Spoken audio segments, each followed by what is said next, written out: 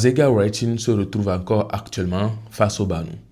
Et vous savez très bien, cela quelques moments déjà, on n'a plus entendu parler de Azega et puis les Banu en même temps. Peut-être on va se dire que Azega essaie à tout prix d'éviter les Banu, ou bien d'éviter des conflits avec les Banu. Puisqu'on a vu sur la toile ici, il y a eu des pics sur pics, mais Azega en aucune vidéo, en aucun post, en rien n'a répondu. Il est resté dans son calme, dans son silence et dans son coin.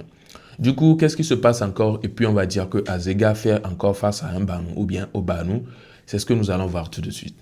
Dans une simple vidéo postée par Azega juste comme ça, une vidéo chill comme d'habitude, on peut voir un Banu qui était dans les commentaires et qui l'a injuré. Le Banu a écrit Azunvi. Oui, et on peut voir directement le profil des Banu là-bas. Et du coup, il a pris ce commentaire-là et a voulu répondre. Et c'est dans cette réponse, on peut capter des dires et on sent directement que, ah ouais, il y avait des choses dans le ventre. En tout cas, dans les commentaires de la vidéo qu'il a faite encore, oui, il fallait voir les Banu encore là-bas. Bref, je vais vous laisser regarder la vidéo qu'il a eu à faire sur ce Banu-là et vous allez me dire ce que vous en pensez. Bon, Azunvi, Azunya, mon vidéo ya mle ouais ja conseil à m'aider à l'autre ja zoom m'aider. Bon, et nous pas nous, on a conservé à mentonto qu'on y a mis les TikTok dia a on ja zoom me la file. Bon, là do commentaire mais Azien dit bon, on avait pas ben à mentonto de responsable de les profils là. Ah, mia no vie alors mia petit frère que watching pour réseau alors TikTok et le vivino on l'a pas be wa fofo be vidéo comme on va laisser commentaire de que nous va quoi mais on toi wa ben là on zizi non car on connait pas modoba zunam bonem be pas wa be profil anyina apprenti de le chantier de dit et staffeur vidé allo peinta vidé allo c'est agbede vidé allo et non Carole vidé c'est ne ba meo on la no ba nti no nto ina ne no we amedigbo bo la do vlo la digbo au réseau na we ameko me mi don change pato mi so no la no fun le ko la change ya réseau na on la no di ni melenchi ah hihia be nene hihia leon hihia nene be jo akpo mi o mi zu kokoli de pe ya mi o mi l'accepter e izande yo po amere egbe mele nyune mele position de menye musi te po non nene o agbe a publier vrai benade voilà quoi mais bon la même la teno ve a domino la no glo me sheto la no glo nyaba nyamadi nyo so nti poeto eso nya fika mo aso egbe npo photo nyere nto donc no chale bon no odika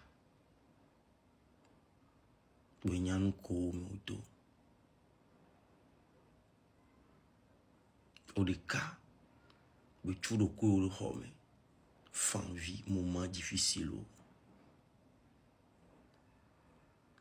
dans me kekema non vie de pe mu la vie de po fofo de pe mu la vie de po famille ma me de pe mu la vie de po que le prêt là que au rien elle va en aide now mbere agbe a publier amere blo nan pop agbe a publier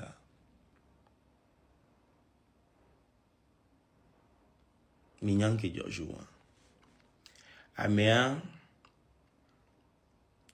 non amere gbo tan ame amea khaya khola ji do gome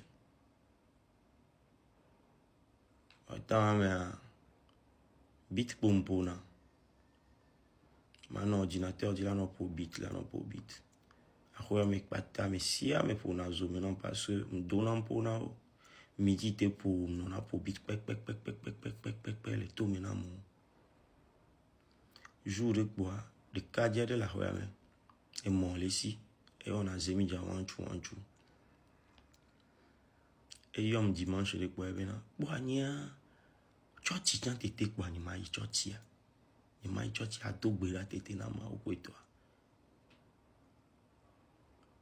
et mbo kemse que maintenant conseil ka na vo mbo kemse et me veut pas le même les si que me donne que et les ma il y a des motos là il me choti me dorme et y a il me zemi dia dorme tellement et qu'on cham jo draro kapa kwa pour me jo soup pour ambe a comme et y a tout moi ne déposer me da tiku melo avec un nam conseil be ma choti alors et ton ambe m'a déposer ba gbe a publier et choti a le maintenant enfant ni to ma le que ma la ya ma ouais ya gbe a publier et nyawa tita menanga kana gbe agbe a publier nyawa yo jila nyinde ya ngba to te po amere pe be amero la aider on to la dans le temps où on a musique mais nous amere pe croire mon famille ni ma me ami ni o amere pe croire na ya me se me pon kwa nya ko la gba pe ni be wo antoa Charlie, egbe me amour ola non bidido juste là on l'a aidé yo poe et do le ndo la aidé on te amusuna o la gba no glonya o la fio là non comportement va zina clairement va meilleur à zéro voici juste nous c'est pour nous le wame wa wam sinon un seul wame ola que isende on mate ou mi voir ola essaye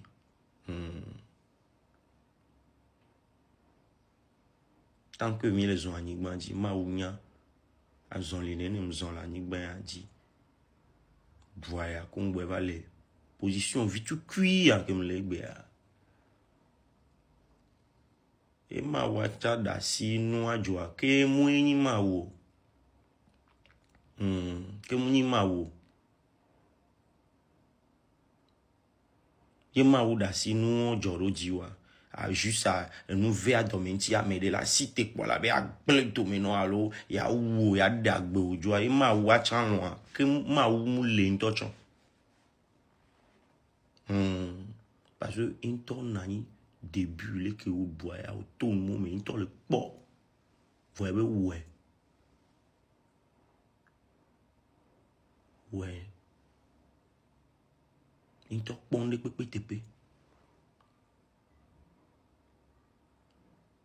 e ponde pepe tepe enyenyi mawu ele dia le po be o le doya wa e gboji de fu be ela nyono e di la ploto ndo me wa e ploto mo me ka vale on va le position vite que la va dasi ya camere en vieux de corsiade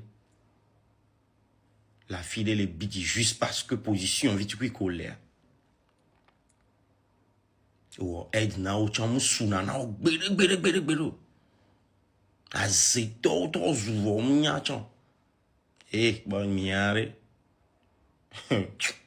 mi la drame la fille de pepe me se na ta mémoire na le kele je m'en bats les couilles agbe a publié que au fion chan et pour chan ma blona mi chan agbe a publié mi vle agbe alors merci. Alors c'est bien ça.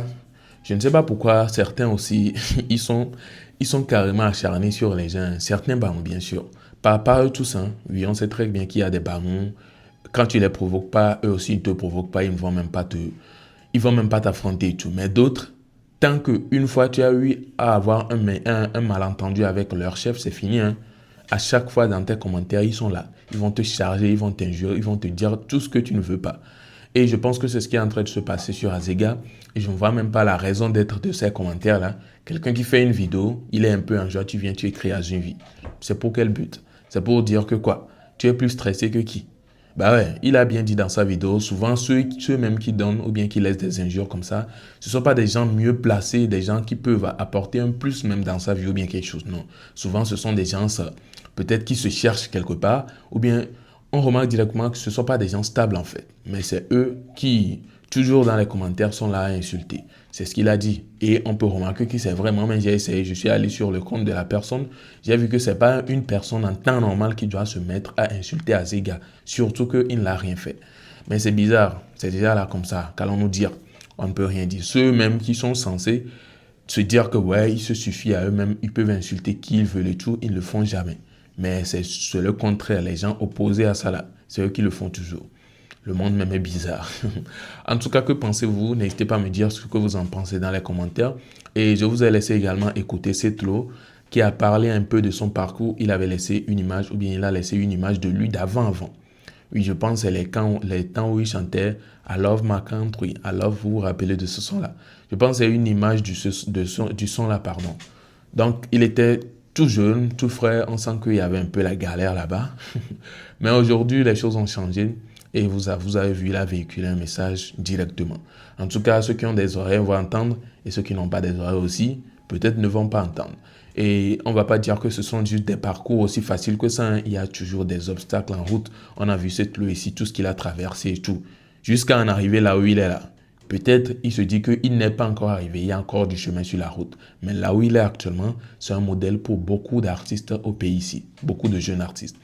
Alors, n'hésitez pas à me partager vos avis dans les commentaires. Je pense donc que nous sommes à la fin de cette vidéo. Avant de clôturer la vidéo, aujourd'hui, nous sommes au 31. Faisons le tout pour pouvoir rentrer dans la nouvelle année avec que de la positivité. Alors, soyez branchés sur cette chaîne, ça va chauffer. Oui, je vous dis, ça va chauffer.